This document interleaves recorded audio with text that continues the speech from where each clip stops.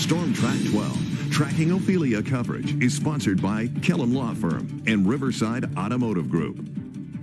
At 2 o'clock this afternoon, the storm officially became Tropical Storm Ophelia, and you can see 60-mile-per-hour winds. It's certainly been strengthening quite a bit, 992 millibars of pressure, moving off to the northwest at about 12. Now, it's going to take it kind of toward Atlantic Beach, Morehead City area, maybe Cape Lookout as we go through the evening and overnight. And you can see the bands of rain have certainly been winding around the top part of the storm itself, making it up into our area.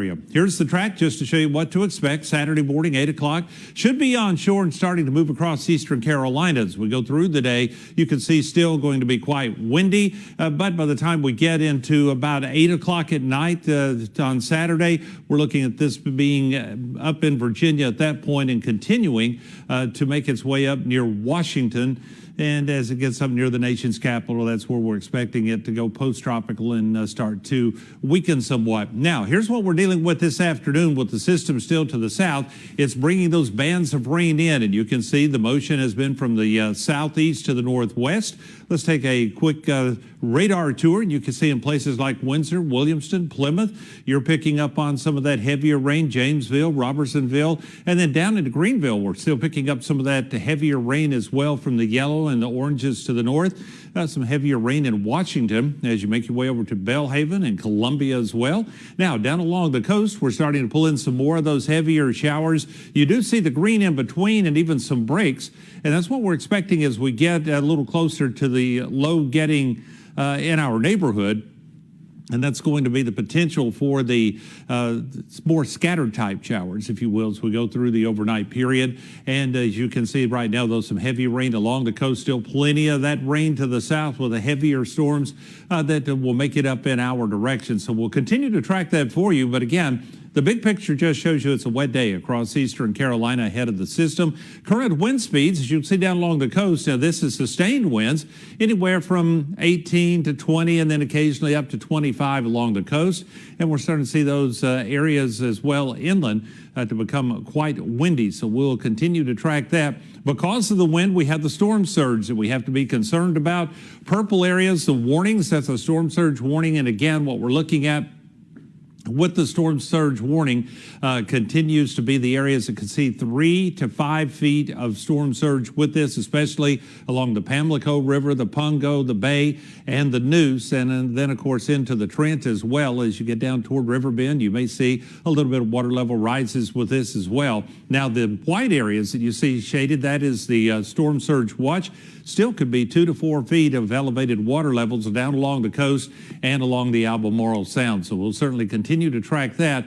Here's some of the storm surge information. As you can see, again, it's running just about where we've been talking about.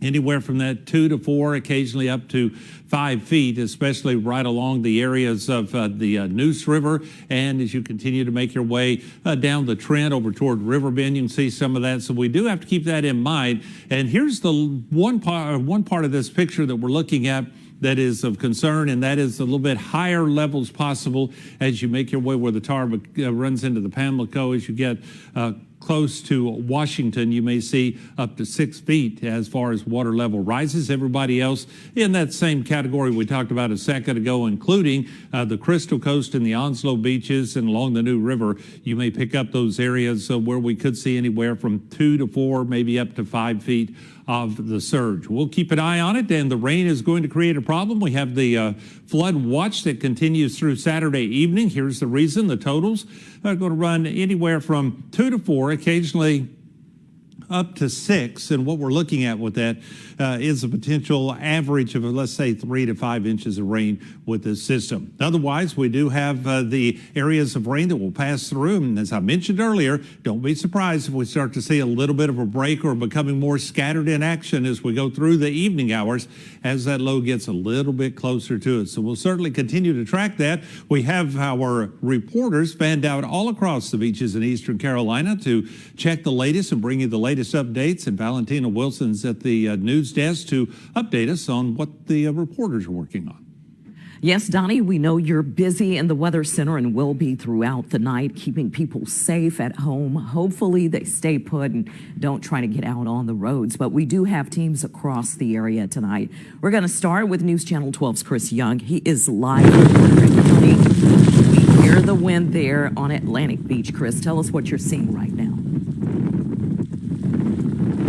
Well, wind, rain, and sand, they're all pelting us. I'm trying to stand up straight, but earlier today we actually saw a few people out here. Earlier today we actually saw a few people on the beach just checking out the waves. Now, if you look over to my right, you can actually see just how busy these waves are getting. They're getting pretty violent. And behind us on the lifeguard tower, you can see the flag behind. On the flag of the lifeguard tower, you can actually see just how bad the wind is getting. We're going to stay out here. We recommend that you don't go in the water. The waves are pretty unsafe, pretty violent out here today. But like I said before, there were people out here as the rain, the wind, it's getting a little bit worse. But as Donnie said, we should be seeing some more scattered showers, some more scattered weather. But back to you guys at the desk. Okay, we did see a beachgoer out there in that video, and of course the red flags are up. A reminder to stay safe. And we want to let you know if you do see things out there and it's safe for you to get video or pictures, we'd love it if you could share those with us. You can head to our website, WCTI12.com. Look for the Chime In banner at the top of the page. You can upload your images there. We're staying in Carteret County now. We're going to head back out to News Channel 12's Rebecca McGann. She's actually down east, and we know that there's some flooding there right now. We checked in with you during our news show, and it looks like there's a whole bunch more water on the roads now, Rebecca. Yeah, I am on Highway 12 right now. I'm going to get out of the shot so you guys can see. I'm going to have Scott over here. We just had a truck turn around because the water has moved down onto Highway 12. You can see it's clearly kind of washing over the road right now. I'm going to kind of walk in it. It's not very deep, but it's definitely, the wind is coming really strongly at us right here.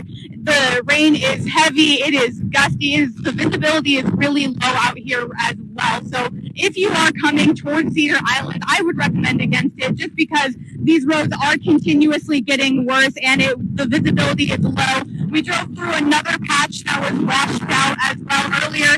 I didn't even see it because it was raining so hard and that wind is coming like right onto your windshield. So you've got to be really, really careful. I would recommend against coming out here towards Cedar Island. That area is closed all day today as well. So like I said, just pay attention to where you're going. I'm going to have to show you that road, but it's washing over more and more as we're speaking. So again, just be incredibly careful.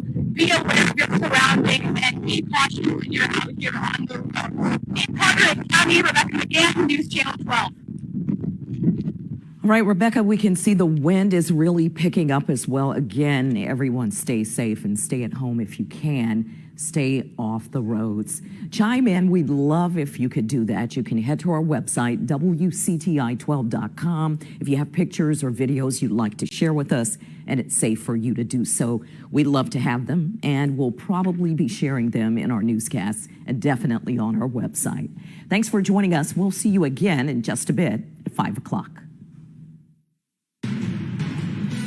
Storm Track 12, tracking Ophelia coverage, is sponsored by Kellum Law Firm and Riverside Automotive Group.